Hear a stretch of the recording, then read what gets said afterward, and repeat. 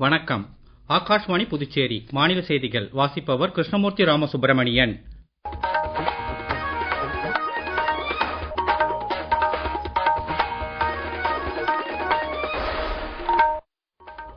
தலைப்புச் செய்திகள்.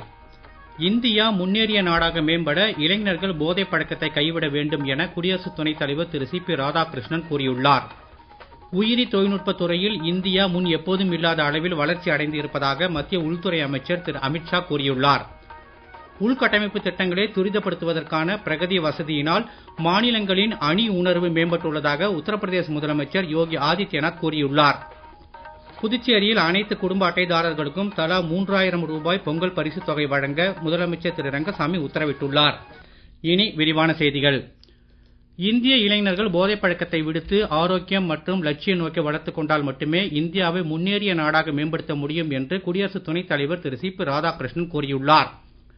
கல்வி நிறுவனங்களை போதையில்லா வளாகங்களாக மாற்றுவது குறித்து டெல்லி பல்கலைக்கழகம் சார்பில் இன்று புதுடெல்லியில் நடைபெற்ற பிரச்சார நிகழ்ச்சியில் பேசுகையில், அரசின் போதையில்லா பாரதம் இயக்கத்திற்கு ஏற்ப இந்நிகழ்ச்சி அமைந்து இருப்பதாக பாராட்டினார். இந்நிகழ்ச்சி குறித்து ஒரு செய்தி தொகுப்பு.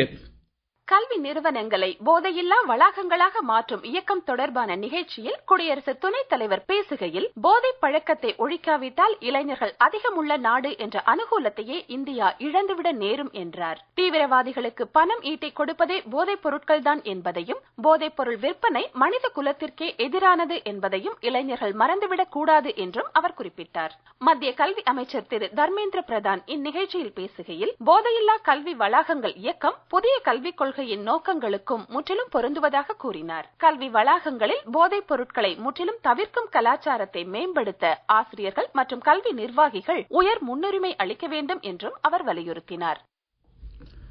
நடப்பு 2026ஆம் ஆண்டில் பிரிக்ஸ் கூட்டமைப்பின் தலைமை பதவியில் உள்ள இந்தியா உறுப்பு நாடுகளுக்கு இடையிலான ஒத்துழைப்பிற்கும் வளங்குன்றா வளர்ச்சி, புதுமையாக்கம் மற்றும் நெகிழ்த்தன்மைக்கும் உயர் முன்னுரிமை அளிக்கும் என வெளியுறவுத்துறை அமைச்சர் டாக்டர் ஜெய்சங்கர் கூறியுள்ளார்.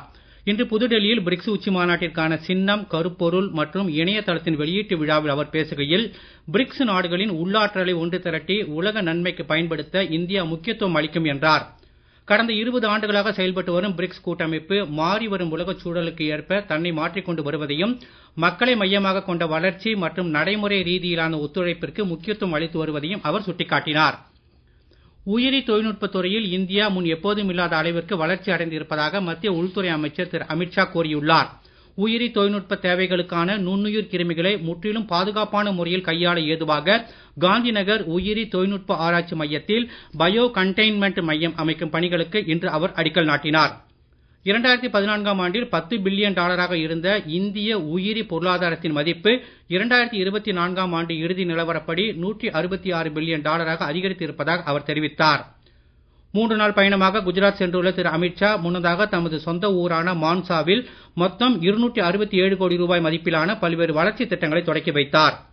சோம்நாத் சுய கௌரவ திருவிழா ஓராண்டு காலம் நடைபெறும் என்றும் 2036ஆம் ஆண்டு ஒலிம்பிக் போட்டிகளை அகமதாபாத்தில் நடத்தும் வாய்ப்பை பெற தேவையான நடவடிக்கைகளை அரசு மேற்கொள்ளும் என்றும் அவர் தெரிவித்தார். மத்திய அரசின் விக்சித் பாரத் ஜி ராம்ஜி திட்டத்தின் கீழ் கிராமப்புற மக்களுக்கு ஆண்டுக்கு 125 நாள் வேலை வழங்குவதுடன் வேலை இல்லாத காலத்தில் மொத்தம் 60 நாள் வேலையின்மை படி வழங்கவும் வகை செய்யப்பட்டு உள்ளதாக மத்திய பணியாளர் துறை இணை அமைச்சர் டாக்டர் ஜிதேந்திர சிங் கூறியுள்ளார். இதனால் நடவு காலம் மற்றும் அறுவடை காலத்தில் விவசாய பணிகளுக்கு ஆள் கிடைக்காமல் போவதையும் தவிர்க்க முடியும் என்று அவர் இன்று புதுடெல்லியில் செய்தியாளர்களிடம் பேசுகையில் கூறினார். ஜி ராம்ஜி திட்டத்தின் கீழ் ஊரக உள்கட்டமைப்பு, நீர்வள பாதுகாப்பு உள்ளிட்ட பொதுப் பணிகள் மேற்கொள்ளப்படும் என்றும், திட்டப் பணிகள் டிஜிட்டல் முறையில் நிர்வகிக்கப்படுவதால் போலி பயனாளிகள் பிரச்சனை தீரும் என்றும் அமைச்சர் குறிப்பிட்டார். தீவிரவாதிகளுக்கு எதிரான ஆபரேஷன் சிந்தூர் ராணுவ நடவடிக்கை முடிந்துவிடவில்லை என்றும், எதிரிகள் ஏதாவது துர்முயற்சியில் ஈடுபட்டால் திறம்பட்ட முறையில் பதிலடி கொடுக்கப்படும் என்றும் தலைமை ராணுவ தளபதி ஜெனரல் உபேந்திர திவேதி கூறியுள்ளார். இன்று புதுடெல்லியில் செய்தியாளர்களிடம் கூட்டம் ஒன்றில் பேசிய அவர், எதிரிகளின் மீது நடவடிக்கை எடுப்பதற்கான முழு சுதந்திரத்துடன் முப்படைகளும் ஒருங்கிணைந்து செயல்பட்டதற்கு சிறந்த உதாரணம் ஆபரேஷன் சிந்தூர் நடவடிக்கை என்றார். ஜம்மு காஷ்மீர் மற்றும் மேற்கு எல்லையில் கடந்த மே 10 முதல் நிலவரங்கள் பதற்றமாகவே உள்ள போதிலும் முற்றிலும் கட்டுக்குள் இருப்பதாக ஜெனரல் திவேதி தெரிவித்தார். கடந்த ஆண்டு 31 தீவிரவாதிகள் சுட்டுக் கொல்லப்பட்டதில் 65% பாகிஸ்தானைச் சேர்ந்தவர்கள் என்று அவர் கூறினார். நாட்டின் வடக்கு எல்லையில் நிலவரங்கள் ஸ்திரமாக நீடிக்கும் நிலையிலும் தொடர்ச்சியான கண்காணிப்பு தேவைப்படுவதாக அவர் குறிப்பிட்டார். நீங்கள் கேட்டுக்கொண்டிருப்பது மாநில செய்திகள். ஆகாஷ்வாணி செய்திகளை நேயர்கள் உடனுக்குடன் தெரிந்து கொள்ள எமது புதுச்சேரி மண்டல செய்திப் பிரிவின் சமூக ஊடகங்களான @airnews_புதுவை என்ற எக்ஸ் பக்கத்தையும், all India radio news Puducherry என்ற ஃபேஸ்புக் பக்கத்தையும், @RNU புதுச்சேரி என்ற யூடியூப் சேனலையும் அணுகலாம்.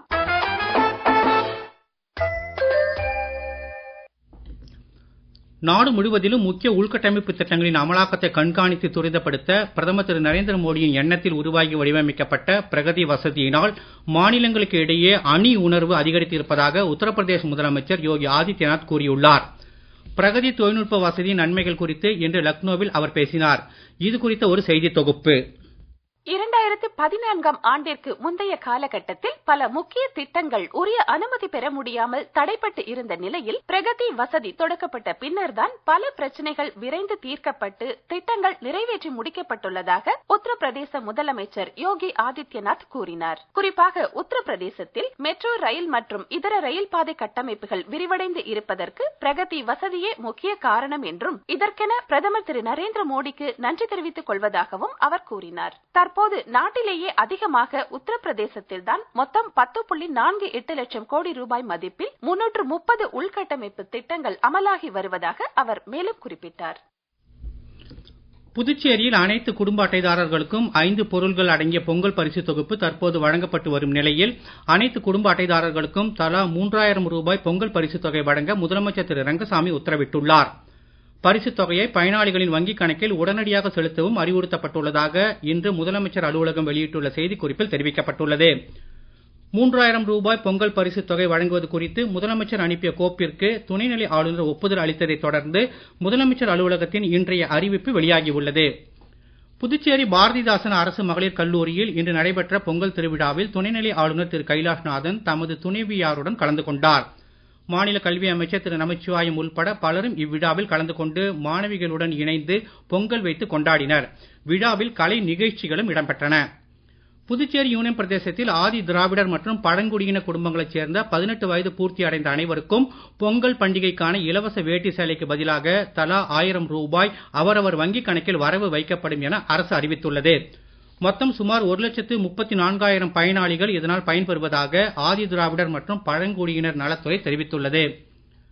புதுச்சேரி அரசின் வேளாண் துறையும் பெருந்தலைவர் காமராஜர் வேளாண் அறிவியல் நிலையமும் இணைந்து ஹைதராபாத்தில் உள்ள தேசிய வேளாண் விரிவாக்க நிறுவனத்தின் ஒத்துழைப்புடன் இயற்கை வேளாண்மை குறித்து ஒதியம்பட்டில் நடத்திய ஒருநாள் பயிற்சி முகாமில் 125க்கும் மேற்பட்ட விவசாயிகள் பங்கேற்று பயன்பெற்றனர். இயற்கை விவசாயத்தின் முக்கியத்துவம், இயற்கை வேளாண்மைக்கு தேவையான இடுபொருட்கள், இயற்கை வேளாண்மையில் மண் வளத்தின் முக்கிய பங்கு மற்றும் இயற்கை வேளாண் பயிர்களின் நோய் நிர்வாகம் குறித்து வல்லுநர்கள் இம்முகாமில் விவசாயிகளுக்கு எடுத்துக் கூறினர். வடகிழக்கு பருவமழை அடுத்த 3 நாட்களில் தென்னிந்திய பகுதிகளில் இருந்து விலக வாய்ப்புள்ளதாக சென்னை வானிலை ஆய்வு மையம் தெரிவித்துள்ளது. இன்றைய தினம் தென் தமிழகத்தில் ஒரு சில இடங்களிலும், வட தமிழகத்தின் ஓரிரு இடங்கள் மற்றும் புதுச்சேரி காரைக்கால் பகுதிகளிலும் லேசானது முதல் மிதமான மழை எதிர்பார்க்கப்படுகிறது.